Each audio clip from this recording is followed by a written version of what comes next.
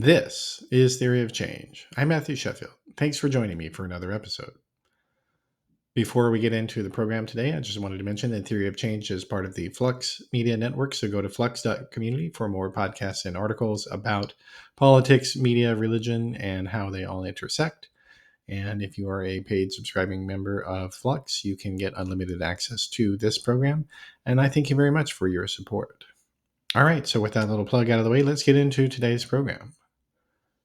We live in an uncertain age, one in which wealthy and powerful forces are working tirelessly to overthrow democracy, turn back the clock on human progress, and destroy the middle class. The sheer magnitude of the West's crisis of democracy can be overwhelming, however. And that's why in this episode, I wanted to take more than a few steps back to explore the Renaissance, a period of world history that is much discussed in popular media, but often in a way that overshadows the real people and their actual intentions. Where did the Renaissance come from, and what exactly were the people who made it hoping to achieve with their efforts? And are there any lessons that we can take from that time period for today? These are very big topics, needless to say, and I could think of no better person to discuss them with than Ada Palmer. She is a Renaissance historian who teaches at the University of Chicago, and she's written a fantastic review of the entire time period called Inventing the Renaissance, which gives in-depth profiles of all of the most significant figures of the time period. She's also a science fiction novelist as well, which we get into at the very end of our conversation. I hope you'll enjoy. And joining me now is Ada Palmer. Hey, Ada, welcome to Theory of Change. This is a treat. Yeah, it's good to have you. All right, well, so your book is called Inventing the Renaissance. Let's maybe, before we get into the stories that you tell in the book, just get into the larger question of the myth of the Golden Age. And because I think especially a lot of Americans, may not be aware that a lot of this was kind of concocted by Protestant fundamentalists, which was then ironically picked up by atheists. There's a bit of an irony there. Yeah, I mean, it's a myth that begins and has its earliest roots in the Renaissance itself and the invention in 1412, 1415, basically, of dividing history into three parts with ancient, middle, and then modern, which begins in the Renaissance itself, but gets reinvented very heavily in the 18th century and the 19th century, and then many times in the 20th century. Because once you have the idea that there is a golden age, you want to be able to claim that what you're doing is like that golden age. And particularly with the Renaissance, what we really mean by the Renaissance is the theory that there's some transitional phase at which the way things were in the pre-modern world suddenly gets changed by the arrival of something that changes it and makes the world start moving toward modern. And the world begins to become more modern somewhere in the 1400s or 1300s or 1500s, depending on when you center the Renaissance, and eventually gets to us. And so the myth of the Renaissance is really about claiming what defines modern and then claiming that it comes in at a certain point, and that this modern process is somehow good, right? And that the Middle Ages are somehow bad, or the pre-modern world is somehow not as good or not as correct or not on the right path and trajectory of progress that modernity is on, which leads to the utility of being able to claim it. And if you can say X caused the Renaissance and we are continuing X, then that makes we good. And in the 18th century and in the 19th century, there kept being moments when people could claim X caused the Renaissance, and then for some reason X stopped dominating in Italy and Spain and where the Renaissance sort of started, but we, whoever we are continuing it, so that the true spirit of Renaissance Florence and Renaissance Venice and so on used to be in Italy, but is now in Berlin, or is now in London, or is now in Boston, or whoever the speaker is who can claim in some way that the ideology which shaped the Renaissance has its true continuation in wherever they are, usually not Italy. And so there are all of these constructions in the 18th and 19th century saying, look at all these geniuses, looking at all these beautiful artworks that we all go see on the grand tour. They were enabled by X, and now X resides with us in London, or with us in Germany, or with us in America. and we are the true continuation of the ideology that brought us these geniuses and this beginning of progress toward modernity. So the Renaissance keeps Yeah. getting reinvented, and whatever its cause is keeps changing based on what lets people claim it. So it's like using the past as a narrative to justify your present Right. tense, your One present of the ideas. easiest ones to summarize, which is a 20th century, mid 20th century one, there's a hypothesis that the Renaissance is enabled by advances in banking and finance, and that new methods of lending money at interest and international currency exchange and insurance and investment would develop over the course of the 1300s and create these banking fortunes mean that commerce and therefore exchange of materials and therefore innovation in materials are starting to flow in this period in a way they didn't. Things become more interconnected, populations mix, the stagnant Middle Ages turn into the dynamic, mobile, internationally commercial world of the Renaissance, and that's what enables all of the art and all of the innovation. And therefore, one can say in 1970, capitalism is the true continuation of the Renaissance, and our bad communist rivals are like the bad, no good communal dark ages. Right? This is a really popular theory in the West during the Cold War because it lets you claim that capitalism is the correct trajectory for the future and communism is backwards. And so that particular theory, which competes with dozens of other theories of why the Renaissance happens, has a vogue when it's politically useful. And other theories have their vogues either decades earlier or decades later, whenever they prove politically convenient for somebody who wants to be able to claim what I'm doing is the trajectory of modernity and the future. What my rivals are doing is the trajectory of the backwards, pre-modern, bad world. Yeah. Well, and in fact, the term, as you were saying earlier, the narrative about the Renaissance as a refounding, if you will, away from a dark ages. I mean, that was a narrative that started in the Renaissance itself, through one of the key figures who you talk about quite a bit in the book. Yeah, well, through a pair of figures in a lot of ways, through Petrarch and then Bruni. So Yeah. these are figures living respectively just before and during/just after the year 1400, Bruni being of the student generation relative to Petrarch's teacher generation. And Petrarch first articulates the idea that antiquity was this wonderful golden age, and now we are in a fallen age of ash and shadow. And that the world has become wretched and broken with the absence of the stability of Rome, and that something must be done about this. He doesn't say the Renaissance is a golden age. He says we must try to make a golden age in contrast with this bad age we are in now by trying to imitate the arts and methods of the ancients and their golden age.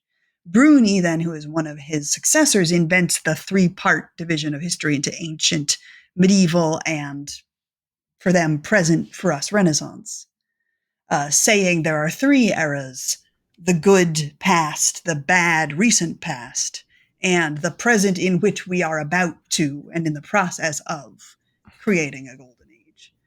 But it's an Yeah. aspirational rather than a factual claim. Right? He's saying we must make a golden age now. It's just beginning. Here are the exciting new things. Let's do more.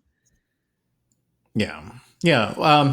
Well, and the thing about all of this is that the study of history, it is about multiple causes happening to things, and I think ultimately that's unsatisfying to a lot of people who want to say, no, it was this one thing, Mm-hmm. that of why all this stuff happened. It was this one thing, and everything else, yeah, maybe it was there a little bit, but it was just this one thing, my favorite thing, as it happens always. But at the same time, there were, as there were specific people who were involved with this, and they made specific choices.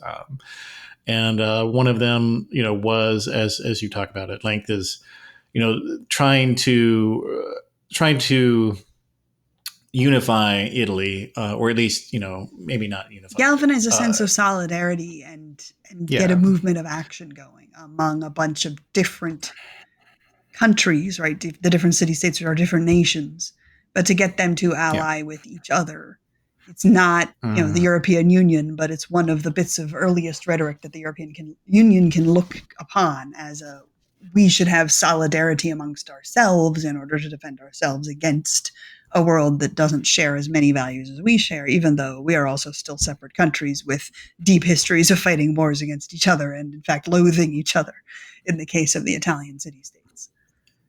Yeah, well, and they definitely, and they didn't, and nobody achieved that until many hundreds of years later in terms of unifying Italy. Um, and so, I mean, ultimately, probably the political, the politics probably were the main thing Right. that, I mean, I think it's that useful to talk that was about. different, I think it's I useful to talk guess. about the difference between unity and solidarity, right? Because Hmm. not no Petrarch does not imagine Italy unifying into one country. No, And his peers, if ever they do discuss the possibility of Italy unifying, Dante discusses it in his De Monarchia. They agree the only way this would happen would be if a foreign conqueror came over the Alps and conquered all of us. Other than that, unity is just not happening. But solidarity is it's hoped could. The solidarity in which city states that are neighbors stop viewing their neighbors as arch enemies and become willing to ally with each other against outside threats. Because this is a period in which these gorgeous Italian city states of central and northern Italy are so sackable, right? They're so sackable. They're really, really wealthy. The great banking fortunes are piled in bags of gold in people's basements. The treasures are everywhere. The agricultural fruits are everywhere. This is also the center of cloth production. Fabric is very they don't have huge lightweight armies. and easy. Yeah, Yeah, and they have tiny armies because they only have very tiny countrysides. They can't press the thousands of where are troops they going that to a put them, kingdom can, and where are they right? going to get them from? Yeah. All they can do is spend their money hiring mercenaries, but a mercenary by his very nature can be bought for money and therefore will often be bought out from under you by a rival. And so if you want to sack anything, right, if you're a young king and you want to come home covered with glory and bring loot and make your people like you, do you want to go anywhere else in Europe, or do you want to go into Italy, where these tiny, tiny countries with few defenses and more treasure than anyone else? And it's useful to remember these are large cities by European standards, right? Only Paris and late on in the Renaissance London can rival these Italian cities in scale. There are multiple cities over 100,000, which for the period is enormous. Milan, Florence, the edges of Venice and Padua combined, Naples, which is humongous, right? Um, so there is a very strong incentive for any outside power. Is it the Holy Roman Empire? Is it France? Is it Spain? Castile, Aragon, anybody, Portugal. You want to come seize some things? Italy is your oyster. It's the best place to have a war. It's also warm. It's agriculturally rich enough that you don't have to carry food for your soldiers. Your soldiers can just get the food off the land as they move. It's the ideal place to wage a war. And so what Petrarch looks around and sees is if all these Italian city states agreed to help defend their neighbors against the French when the French come, or the Aragonese when the Aragonese come, then we could defend ourselves. But instead, what happens is they arrive. Here are two Italian cities. They hate each other because they're living in the plot of Romeo and Juliet. And the Montagues want nothing better than to see the deaths of the Capulets and vice versa. So inevitably, one of them will side with the invader to help spite the other because they loathe each other. And then they both get conquered. Or one of them gets conquered short term and the other gets effectively politically dominated. And so, solidarity, in which these countries are willing to defend their neighbors instead of sell out their neighbors, is very far from Yeah. unity.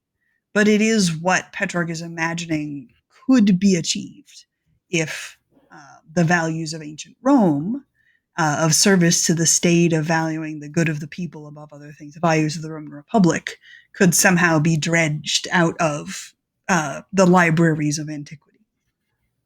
Yeah. Yeah. Well, and the other thing about that, I think, I mean, so I guess I think a lot of people have this idea that nothing from ancient Rome and Greece was known to people who lived during the medieval times. And Needless to say, that's not true at all. But nonetheless, a lot was Mhm. kind of buried. And So, so, so can you talk about that, yeah, I if you mean, would? yes and no. The backbone of medieval education is the bits of Cicero they have, Virgil and Ovid. They're all reading it. They're all studying it. These are the books you use to learn Latin grammar to then move on to theologians.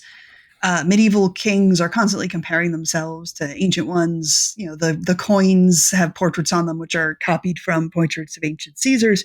Ancient Rome is all over the place, all the way through the Middle Ages. The belief that it wasn't is propaganda of the Renaissance, claiming medieval barbaric things have been using the antiquity wrong, and they've been using Latin wrong, and they've been using Aristotle wrong, and now we're going to use all these things right. And the other half of it, though, is using things in a new way and using things with a new sense of urgency. Because when people talk about the rediscovery of ancient texts in the Renaissance, people are always imagining, Indiana Jones prying open a tomb and there is the tome next to the ancient knight in his sarcophagus, or somehow finding them in lost places. And the answer is they're on library shelves. They're around in Europe. They're on library shelves. In Constantinople, they're on library shelves and being actively studied because Byzantium is huge and wealthy and thriving, and these studies never cease there. They only cease further west where there isn't the wealth necessary to sustain large libraries.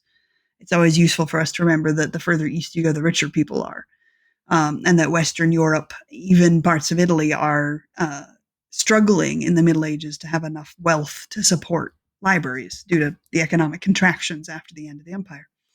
So when Petrarch and Bruni and their peers say Italy is in this chaos of fractious disunity, we are going to be conquered and sacked by outsiders unless we change our ways. We need to change our ways and create the possibility of cooperation and solidarity. How do we turn Montagues and Capulets into uh, Brutus and Cicero and Seneca and people who were faithful servants of the state?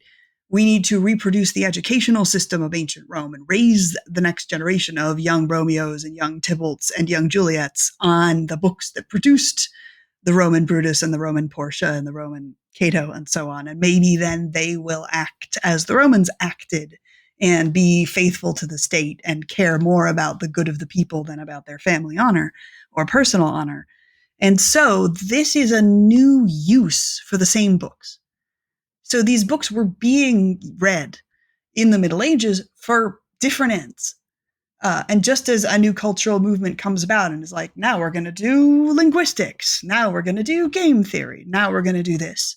The same books, Virgil, Ovid, that were already being used are being used to a new end.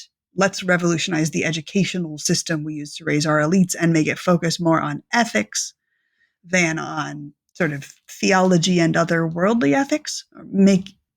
Instead make it work on political theory and practical ethics, perhaps is a good way to put it. And so they're going to libraries and saying, hey, those old books that you don't use very often, that were written by people who are peers of Ovid and Virgil that we all know, can we have copies of those? They're using the same books that are already available in a new way. And we can be familiar how, every N amount of time, a society will have a new intellectual program which will make it care newly about some bodies of knowledge that it has had for a long time.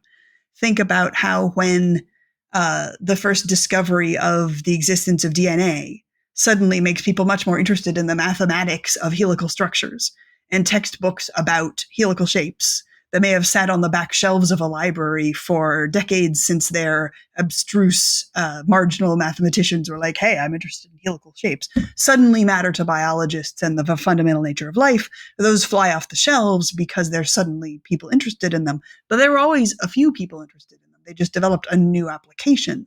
So similarly, there were always medieval people reading these books. They just developed a new application for them in this moment of perceived political crisis. Yeah. Well, and one of those applications was reading these accounts of ancient battles and whatnot, not as moral lessons or grammatical instruction, but as well. What if we can get ideas for how they conducted themselves and why they won this battle? and that was one of the new interpretations that ended up emerging, right? Yeah, although there you've jumped 100 years ahead I know. Yeah, I am. Yeah, I of Rudy, am. jumping around in time in the way that people sort of always do with the Renaissance, which is, as you know, one of the themes of the book as well. We have this idea perpetuated by timelines on classroom walls that somehow in the 20th century, every decade is a unique era. And the Roaring Twenties are radically different from the Great Depression, which is radically different from World War II, which is radically different from World War One, which is radically different from the 50s and those from the 60s, as if whole eras happen every decade now, but didn't in the past. The whole Middle Ages were the same, and the whole Renaissance was the same.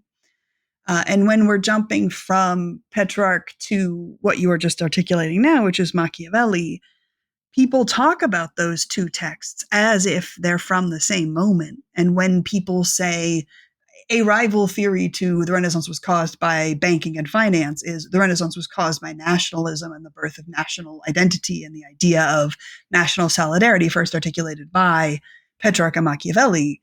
The two works people are talking about when they say that were written as far apart as Napoleon's childhood and Yuri Gagarin's spaceflight. We would never claim that Napoleon's childhood and Yuri Gagarin's spaceflight are the same era. We have 15 eras in between those two. And yet we tend to think about the Renaissance as if this difference of 100 years doesn't mean anything because these eras somehow were longer and moved more slowly.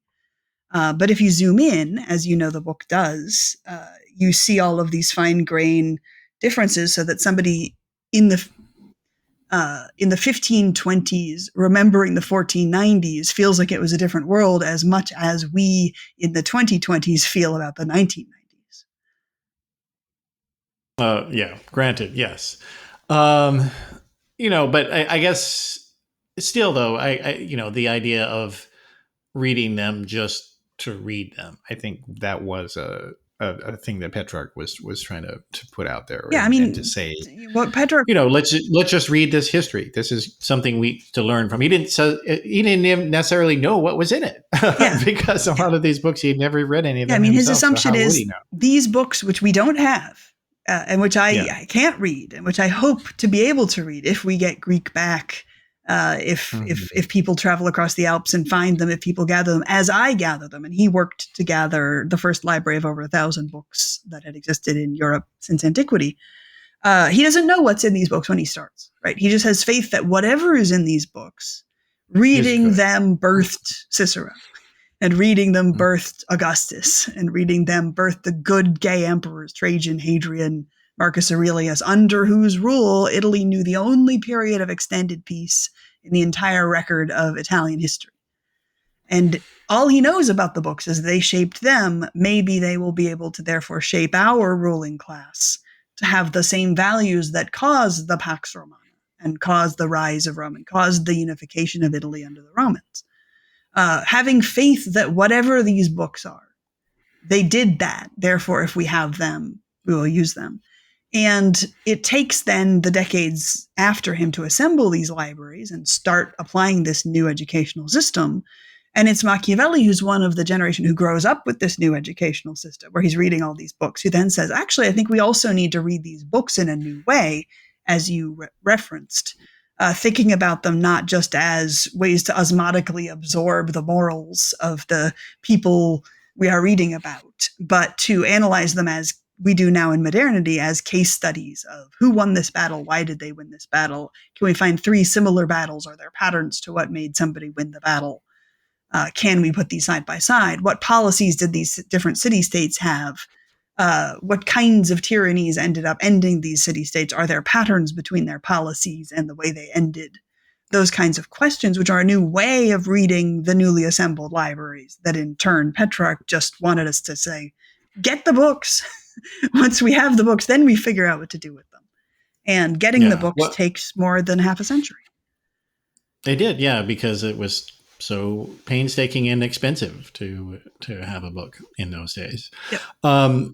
Yeah, and I mean, just the osmotic view of libraries. It didn't really work though, to facilitate Italian solidarity, and so it did.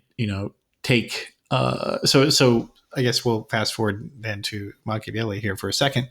That not just was he was advocating new readings of these ancient books, but also he elevated one of the Roman concepts, which they borrowed from the Greeks, the Roman concept of virtu, or virtue, as we English people say. But it was not at all what people nowadays who are English speaking think of when they hear the word virtue. That's not at all what these guys meant, and I think that's worth talking about. Yeah, I mean, I have two entire shelves of books about what Machiavelli means by virtù. It's such a discussed topic about Machiavelli that secretly in my classes I make a point of not bringing it up, because I can tell when students are plagiarizing, because they'll always talk about it, right? It's the thing to bring up with Machiavelli. What I think is very interesting is the way he is pushing against the fascination with virtue that is dominant in the new educational system that Petrarch has set up. And there's a very useful term that my own dissertation advisor introduced into this discourse, which I talk about actually the history of the term in the course of Inventing the Renaissance. Because as you know, it's not just about the Renaissance being invented in the 1400s and the 1700s and the 1800s, but also in the 1900s and in the 2000s, and in my own education of what it means to be a historian now, continuing to invent and reinvent this.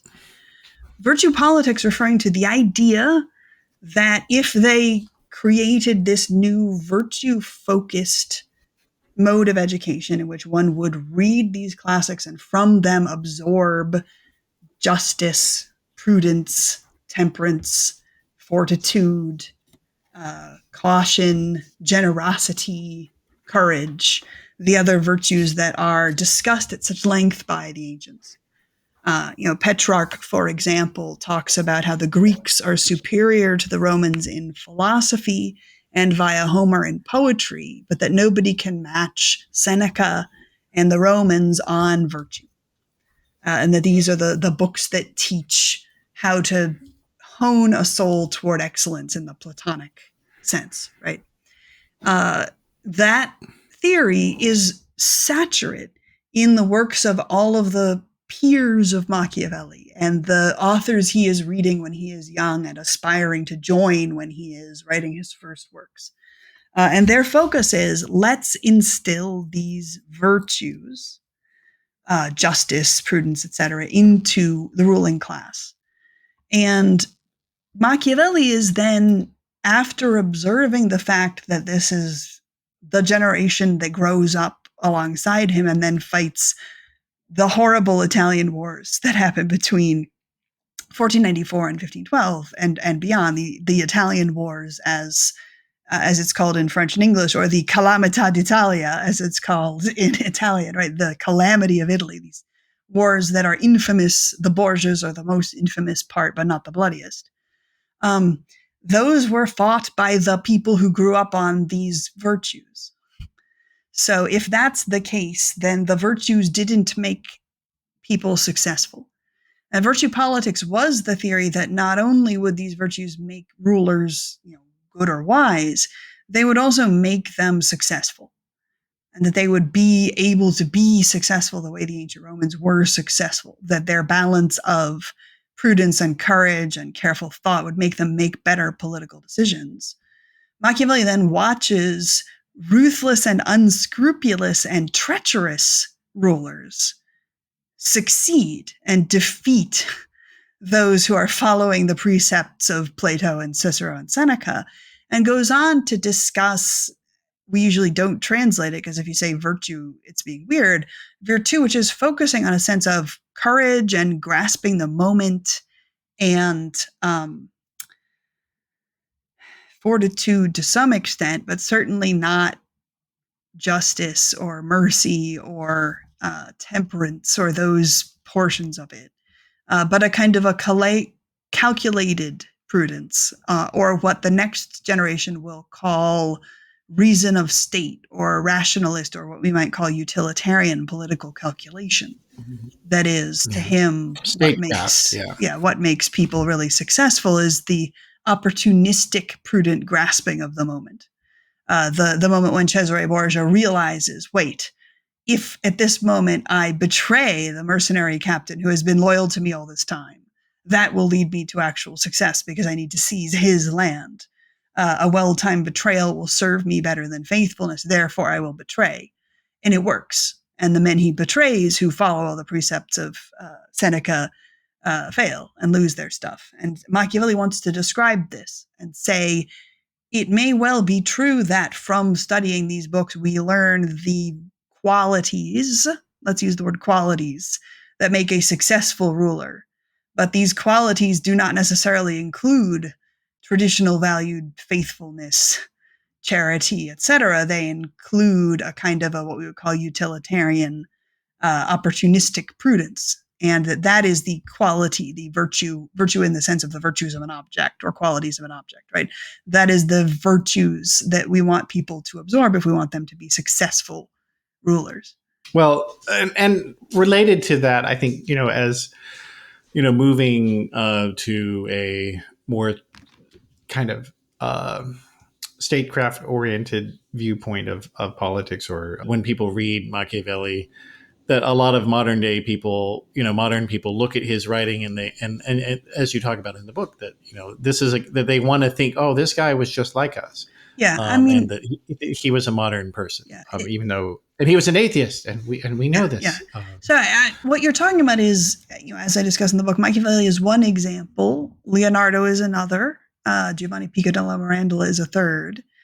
That people in the modern day often really like to claim and look at and feel like they've found somebody in the past they would agree with. And there are common depictions, I'm using that word carefully, of the Renaissance that make and advance a kind of claim that in the Renaissance there was a radical underground that was rationalist and anti-superstition and anti-organized religion and possibly anti-religion in general, but certainly sort of pro-reason and pro-science, that saw their era as in the shackles of superstition, and that breaking the shackles of superstition and opening the door to broad inquiry was what would shepherd in modernity, and that somehow this semi-organized, sort of present, groundbreaking underground of people who were way more modern than their time, and we often use the phrase, he was ahead of his time, were responsible for kind of kickstarting a process of change that moves us away from the supposedly stagnant Middle Ages toward the present. And that these are the agents who shaped the Renaissance. Machiavelli gets pointed at as an exemplar of them. So does Leonardo. And I say depicted because these depictions range from, here is a history book that names these people and gives these specific bits of evidence about what they were doing or assumes they were doing it and analyzes how they were doing, through, here's a video game or a second tier fantasy movie like Legend of the Delta Knights or Assassin's Creed that just says there is a conspiracy. We will make up our name for them. They're a secret order of rationalist proto-scientists who carry on the tradition of reason from Archimedes and are going to shape modernity, right? That we tell this both in nonfiction and in fiction because it's very narratively satisfying. And it's narratively satisfying because it makes the claim that the world came to be our world and have us in it thanks to the intentional efforts of people like us. And that people who shared our values looked at the world and said, we want to change the world into a world where these values will dominate, and then worked hard to do so and then succeeded. And that our world was made by people who would agree with us. This is very narratively satisfying, partly because it suggests strongly that the future will have the values we want it to have if we are now trying to shape a future that resembles our values, just as we resemble the values that we imagine this underground to have had. And people who think this way about the Renaissance, often I'll run into them at a party and I'll say, I study the Renaissance. They'll be super eager to talk to me about their favorite Renaissance person and lead around to the question of my favorite Renaissance person. Wouldn't they agree with me about X, Y, and Z? And if the person is an atheist, they'll often say, wasn't Machiavelli or wasn't Leonardo a secret atheist?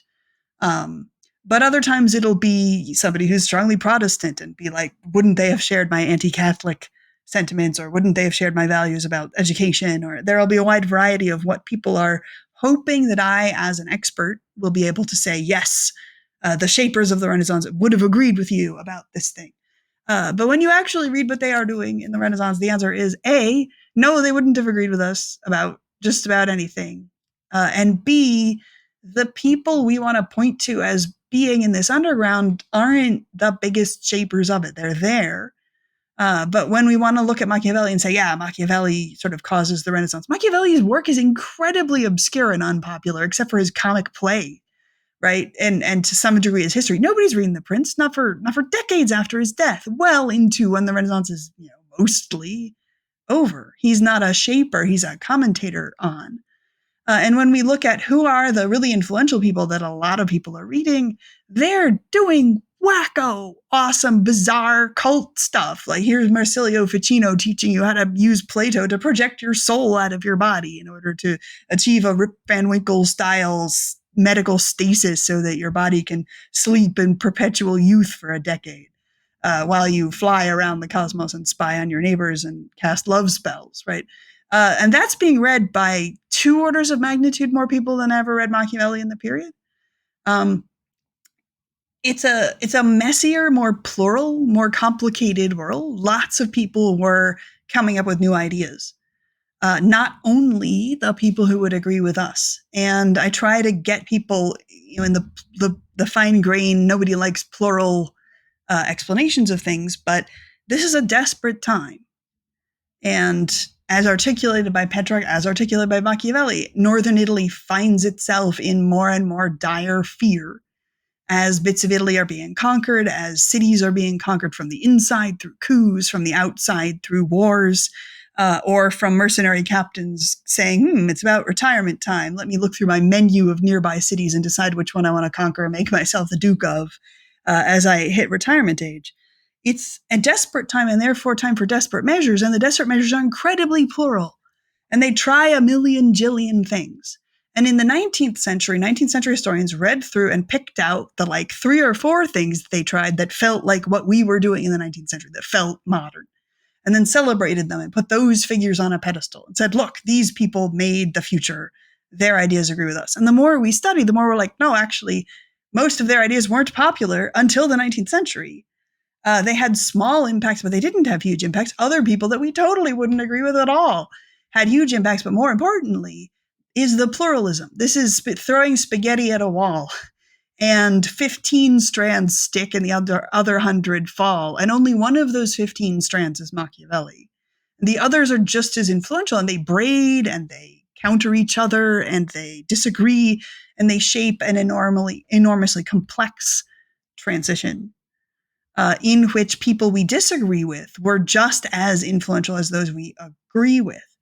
But it was a process of dynamic discovery, and above all, of discovering that the earlier things people had been confident in were wrong, right? Before we can get the beginning of modern science and what is sometimes called the scientific revolution, we have to get to the state of people looking at their current science and saying, wow, this doesn't describe what we see.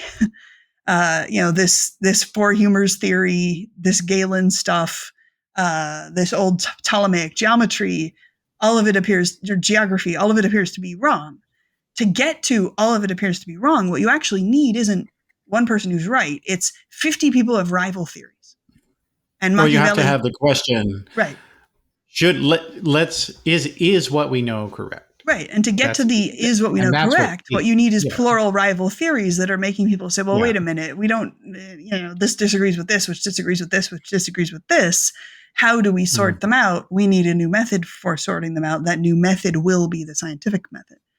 So I talk about the Renaissance as a point at which there's a radical pluralization of how many different rival theories there are about things. As we get the ancients back and discover that Plato totally doesn't agree with Aristotle, and neither of them agree with the Epicureans, and they don't agree with the Stoics, and they don't agree with the skeptics. And when we get antiquity back, right, there's not one antiquity. There's many, many antiquities. They were expecting a lot more agreement. When Petrarch said, go find the ancients, he was imagining they would all agree with Cicero. And he would have been very surprised to learn how much they didn't. And then there's also the multiplication of medieval authorities becoming more available, because these libraries don't only include the ancients, they also include all the commentators on the ancients, some of them coming in from the Islamic tradition or the Jewish tradition, others from rival Christian traditions. And then the Reformation starts. And that too multiplies the variety of people claiming, I can prove X is true about theology, I can prove Y is true about theology. You need the radical pluralization of truth claims before you get to the crisis at which people say, wait, we need a new method to weigh these truth claims. And so you can see the Renaissance is the moment at which Petrarch said, find all the books. People found all the books totally disagreed with each other. People's theories about the books totally agreed with each other more. And as a result, there ended up being an overwhelming competing world of questions, which is what opened the door to people feeling like they needed answers. Now, somebody who is an atheist and somebody who is an incredibly pious theist can be equal contributors, and were equal contributors, to the pluralization of options that is really what triggered the need for questions. It isn't the case that rationalism and atheism or skepticism naturally breed more questions than theism. Theism also breeds lots of questions. It's having many theisms and indeed many skepticisms all twining and multiplying and bouncing off each other that makes an avalanche of questions, that makes people say, we need a new shovel to dig ourselves out. That shovel is the new methods of Bacon, Descartes, and the scientific method. Yeah, exactly. Well, and you do. Speaking of Renaissance atheism, you talk at length about just this. In the same vein of trying to find, trying to project our past Sorry. ideas, trying to. Let me say this again.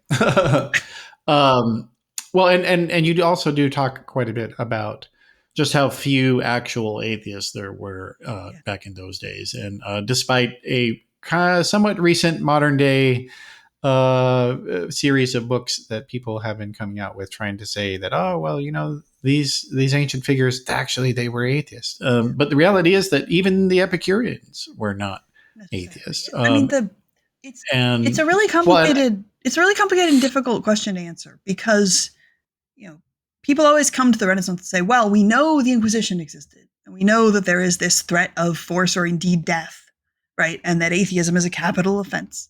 And therefore, when we read these texts, we don't expect people to say, I'm an atheist. We instead expect people to code and veil their ideas between the lines and make us hunt for it, right? And so methods of looking for atheists have always been, in the Renaissance period, looking for closet atheists, looking for people who don't overtly express their atheism, but whose other sentiments make it feel like they might be vulnerable, but whose other sentiments make it feel like they might be sympathetic to atheism. My own dissertation, which was supposed to be looking for atheists in the Renaissance, took this as a method that I knew, as many do, that Lucretius's De Rerum Natura, on the nature of things, this poem of Epicurean cosmology and physics that denies the afterlife and denies divine action and posits a materialist universe, would be of great interest to any atheists that are around. So the theory of the dissertation was, well, if I study the people who read Lucretius, who commented on it, who we know worked with it, my secret hidden atheists will be among them. They'll still be camouflaged. They won't admit that they're atheists, but there they will be, in the margins of Lucretius, underlining their favorite passages, right? And so I set out to look at all the surviving copies of Lucretius left from the Renaissance, and after looking at 350 of them, determined that everybody underlined the sex scene and the lines that sound like Virgil and the bits about moralistic stuff that sound like they're coming out of Cicero and Seneca, and that only 2 copies underlined any of the atomism and atheism at all, one of which was Machiavelli's. And so one might say to me, as many people did in conferences, well, aren't people just not underlining the atomism because they're afraid of getting in trouble with the Inquisition, which is a microcosmic version of the question? Aren't people hiding their atheism because they're afraid of the Inquisition? Wouldn't they be silent about that? And I took a long time thinking on how best to answer that question. And this is me, somebody who's excited to go study atheism, right? I want these people to be atheists. I was looking for atheists, and then I was reading their actual statements, and I'm like, no atheist would say this. I wish you were an atheist. You are a sweetie pie, but you sound like a theist. And the ultimate answer that I think really shows it is this. These guys often voiced quite publicly things that were way more dangerous to say in the period than atheism.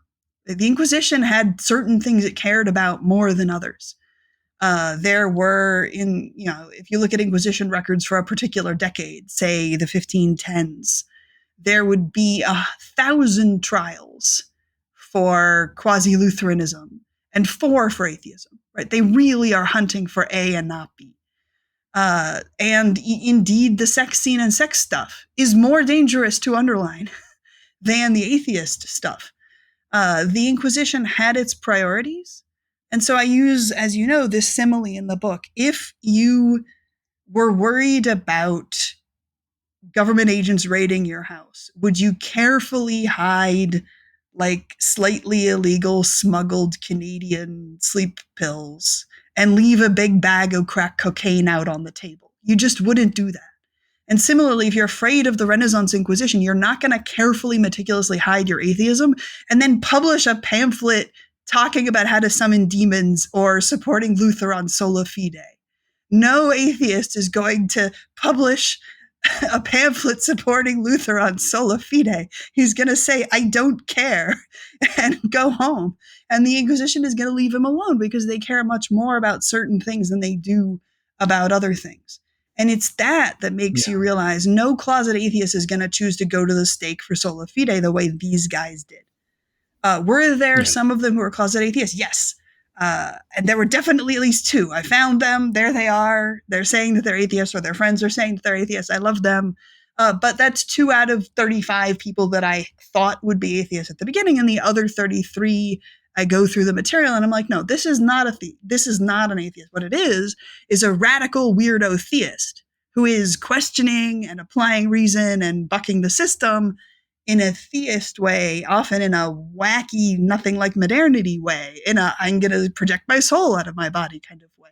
They are radical freethinkers who are disrupting the system, but they aren't quasi-modern.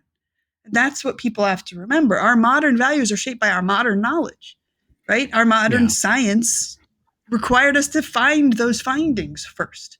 And none of those things were there. Yeah. Exactly. So like there was no theory of evolution. Right. There was no, documentary hypothesis of the Bible, just all these things that came out in the mid 19th century, they weren't there. So as you said, as you say in the book that, to be a atheist in those days, in the Renaissance days, it was the equivalent of being a conspiracy theorist. Right. In today. Turning your back on all science. And you have no science on your side. Science is not on atheism's side yet. We haven't done that science yet. It is instead clinging to an extremely radical position without, rather than with, scientific consensus being able to be compatible with you. It's a very fringe theory. And so a lot of the times when I talk to someone at a party and they say, I really love these Renaissance people, were they really atheists like me? What that person is actually asking is, if I had lived in the Renaissance, would I still hold the values that I hold?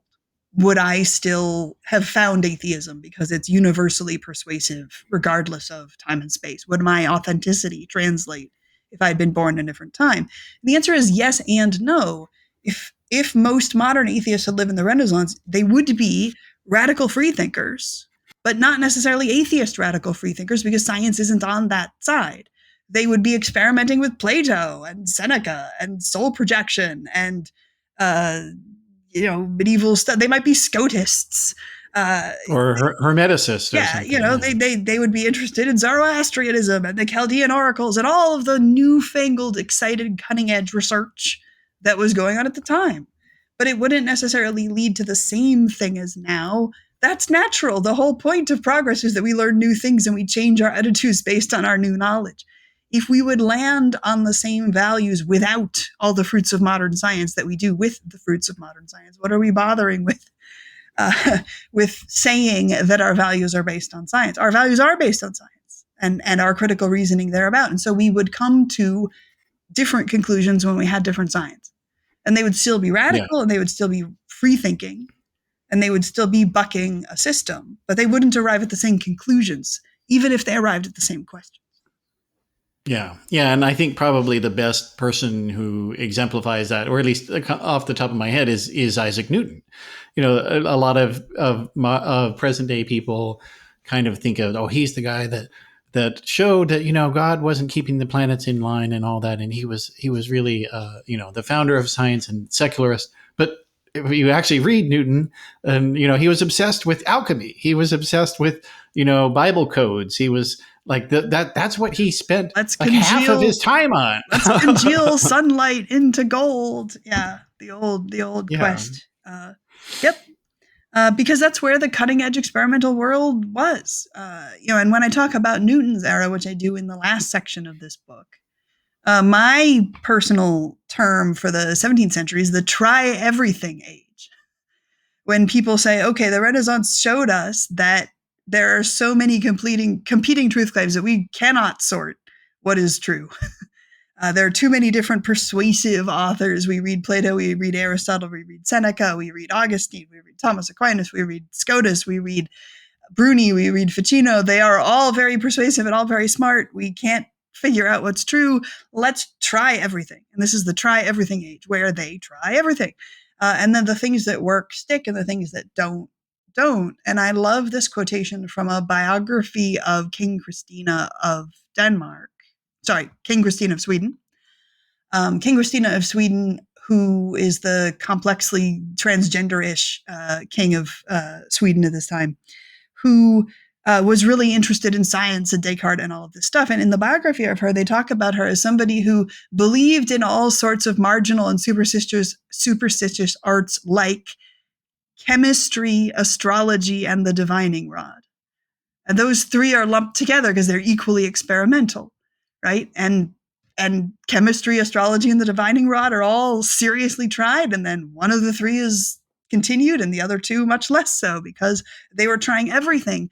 And our modern sciences are descended from the ones that worked. But it was equally vital that they tried all the ones that didn't, or we wouldn't know that they didn't work. So the try everything age tries everything. And of course, somebody as curious as Newton is observing movement and objects and also trying to decode Bible stuff, because if people in your era say this might be true, you try it. You try everything.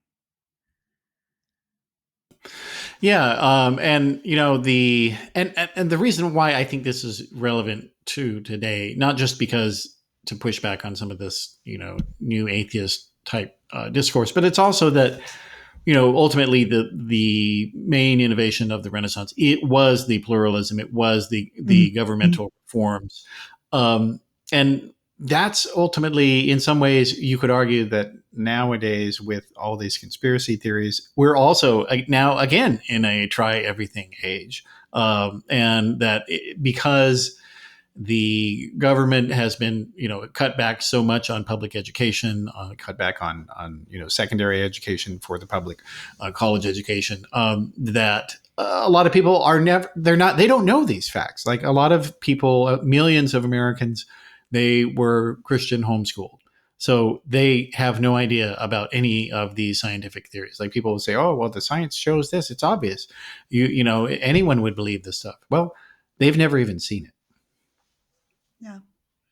And I think it's important to remember that another major legacy of the Renaissance is education as we know it, right? Liberal arts, education, the humanities, studia humanitatis. This is the educational system Petrarch advocates setting up.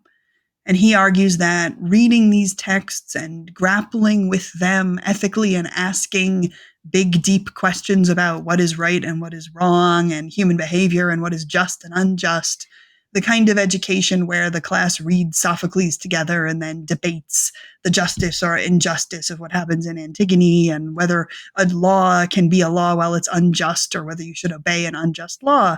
These as formations of a curious and self-examined character, that a human being is most human when we debate these big questions and use them to form ourselves through a process of inquiry.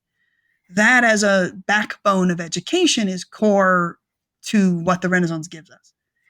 And the Renaissance is very correct in noting, as we note now, that that kind of education leads to change, and it leads to innovation, and then it leads to dynamism, and it leads to people questioning the way the world works now and proposing ways the world could work better.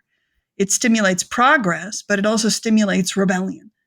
And when you see people who are against liberal education and against critical thinking, it's somebody who wants to make sure the next generation agrees with them, rather than wanting to raise the next generation to be free-thinking, self-examined, and take the world in the new and rich directions that free inquiry develops. The Renaissance creates an educational system that in turn creates a world that does not agree with those who created it. And if you could teleport Petrarch from the beginning of the Renaissance to the end, he would find himself scared and surrounded by worrying ideas, but also incredible innovations. If he could teleport him even further to now, he would need decades to catch up with the progress of philosophy and science along the way. And he would look around and say, this is a world that shares practically none of my beliefs, but it does share my value that the examined life makes us more human. And through the fruits of that examined life, which are scientific discovery, better knowledge of the world, increasing human power, we have achieved things that Petrarch would weep to see us having done, like we can cure the Black Death now. You know, Petrarch lived through the Black Death, and his letters are absolutely heartbreaking. And his attitude coming out of it very much was one of, we are living in a plural apocalypse, in which plague and the famine that follows plague, when agriculture fails because there's been a pandemic, the shortages, those things we cannot, as human beings, battle. We cannot stop the horseman plague. We cannot stop the dire horseman famine. We cannot stop the dire horseman death. Maybe, says Petrarch, we can stop the dire horseman war. If we can achieve solidarity, prudence, if we can make wiser governments. That's what the educational system really wants. It wants to take on the one of the four horsemen that people thought was assailable, since the other three were not. If Petrarch were here today, he would be amazed to discover that the dread horseman plague was much more defeatable than the dread horseman war. And that we have gotten so successful at it that practically every disease Petrarch was familiar with is either now rare or trivial. And we lose dozens of people in a year instead of tens of thousands to the diseases that Petrarch thought would never stop plaguing humankind. He would weep to discover that we have bested so aptly so many of the weapons of the dire horseman plague. And he would be discouraged, but ready to grapple with the fact that the dire horseman war turned out to be harder, and that creating human polities that are capable of peaceful prudence has been a constant challenge, and that we have yet to match the stability of the Pax Romana, those days under Trajan and Hadrian when there weren't pirates on the seas or bandits on the roads. There are pirates in the Mediterranean now, right? We have not matched the stability that Petrarch dreamed that we could. But if we showed him there is no smallpox, he would say the work was worth it. And this is where it's useful to bring up the fact that the Renaissance is an era of very long-term thinking, right? This is still the age of cathedrals. Cathedral thinking is comfortable with things taking 500 years, not 5 years, not 10. Our modern world really wants to judge things on the really fast currents of one election. We judge the president on, or the parliament on how things are doing within a few years of their taking office, when of course major policies haven't been able to yet actually show their consequences. Medieval and Renaissance people were very comfortable with beginning a project that they wouldn't live to see the end of. You dig the foundation. You trust the next generation will build the lower part of the walls, and the next, the middle part of the walls, and the next, the upper part of the walls. And you begin building that cathedral not knowing how to build the top, but you start it anyway, right? Petrarch saw Florence's cathedral going up without knowing how to build the dome that was planned to go on top. It wasn't technologically possible. They trusted that it would be by the time they got there. And they were right. And that cathedral isn't finished still. They're still building it. Milan finished its cathedral less than a decade ago, right? These are big projects. And if you ask Petrarch, on what scale should we judge whether transforming education in order to help us be more examined and become our best selves will bring about peace in Europe? On what scale should we judge that? If we asked Petrarch, he would say on the scale of a cathedral. I would love if it were faster, but the scale of a cathedral is a scale on which we need to think. And I know right now we're surrounded by a lot of things that make us feel fear. The world is very scary right now because it isn't more alarming than it has ever been in most of our lived experience. Those of us who remember the Cold War remember it mostly as youthful memories. Our elders remember it more vividly.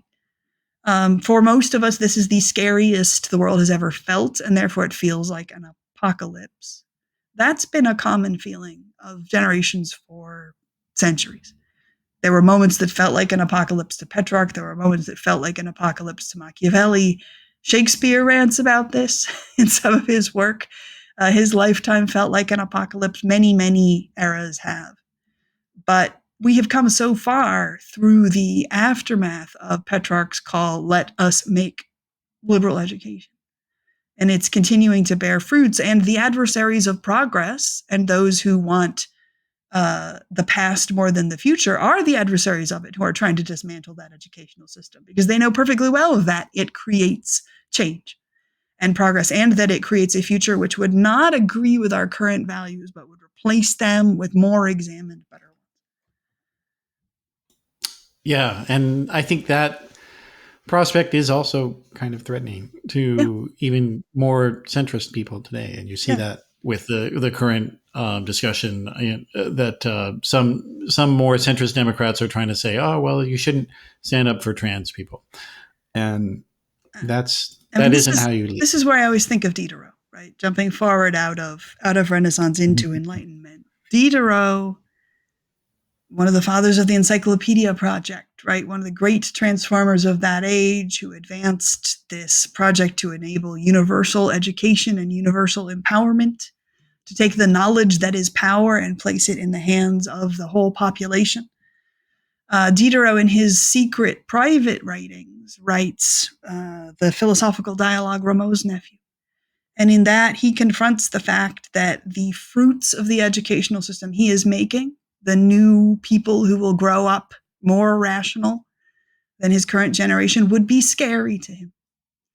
It would not hold his values, and that there would not be a place for him in the tomorrow he is building. He realized that. Diderot knew how powerful the power that is knowledge is, and that if you unleash it and give it to everyone and empower everyone that way, within a generation or two, there will not be a place in that world for people who were shaped by the world before it. They will be left behind.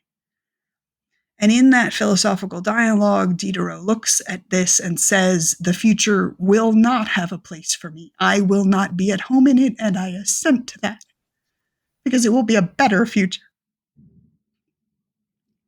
That is a kind of courage that we need. We need to trust future generations won't agree with us because they will have gotten somewhere better. And if we don't trust that, then there will never be a dome on the top of the cathedral. Because to finish building what we've started building requires that our successors surpass us, not merely resemble us. No cathedral stands if the top level is the same as the bottom level. It's too heavy and it falls down. If we aren't willing to entrust the project to a new generation that will surpass us and leave us behind, then we don't believe in progress because that's what progress demands of us. And that's what it means to be human. Yeah, that's right. What are you doing it for if you don't actually believe in the project itself? That's what it comes down to. Yeah. Well, this has been a really great discussion. I think that's a perfect place to leave it, Ada. Um, and definitely encourage everybody to check out your book. So, if for people who want to keep up with you, what are your recommendations for them? So if you go to adapalmer.com, it links to everything. You can find me on Blue Sky, where I share good news about progress in science every day if you want a break from the doom scroll. It links to my Mhm. blog, exurbe.com, where I blog about history and ideas. And it links to my science fiction and fantasy novels, because in my other hat from being a historian, I'm a futurist and science fiction writer. Terra Ignota is my main series, which is about the 25th century in a future that has left us far behind and is better than our present, but still has a lot of work to go and must face up to leaving itself behind as well. So if you like big, meaty, big ideas, SF like Foundation series, you should check out Terra Ignota, which is also linked from adapalmer.com. And it also links to my podcast, where I discuss craft of writing, science fiction, and ideas with fellow bookworm and SF novelist Joe Walton. Uh, what else is it linked to? My music, which is about Norse mythology, and my new fantasy series, which will be out in a year or two, is about Norse mythology and trying to dive us into a world I think it's useful for us to visit, because the Norse cosmos is one in which the metaphysics focuses on the fragility of the earth, that in a vast cosmos of darkness, emptiness, ice, and fire, there is one fragile world made with great difficulty in which humans can live, which is constantly under assault by the giants, personifications of storm, freezing, cooling, the dangers of nature, and in which the humans and gods must collaborate with each other to protect that fragile world in which human life is possible. I think this is a very useful worldview for us to visit right now, as we as a civilization struggle to wrap our minds around climate change, because so many of our ancestral metaphysics assume the strength of the earth and the stability and uh, unfragility of the world and the unfragility of a cosmos in which everything is according to plan. I think it's very useful for us to imagine ourselves for a few hours within the mindset of a people for whom the world was precious, fragile, and in danger, and required human custodianship to keep it going, because that's closer to the mindset we need right now. So, more Smith, to turn. Yeah, exactly. All right. Well, cool. All right. Well, thanks for being here, and look forward to having you on future episodes as well. It's been a pleasure. All right. So that is the program for today. I appreciate everybody joining us for the conversation. And you can always get more if you go to theoryofchange.show. We've got the video, audio, and transcript of all the episodes. And my thanks to everybody who is a paid supporter of the show. Thank you very much. And you get unlimited access to all of the archives. And I am very grateful for that. And if you can't afford to be a paid subscriber, let your other podcasts that you listen to know, or other people on social media. Tell your friends, your family, hell, tell your enemies if you want. I'd appreciate that. Thanks a lot. And if you're watching on YouTube, please do click the like and subscribe button so you can get notified whenever we post a new episode. So that'll do it for this one. I thanks a lot for watching or listening, and I'll see you next time.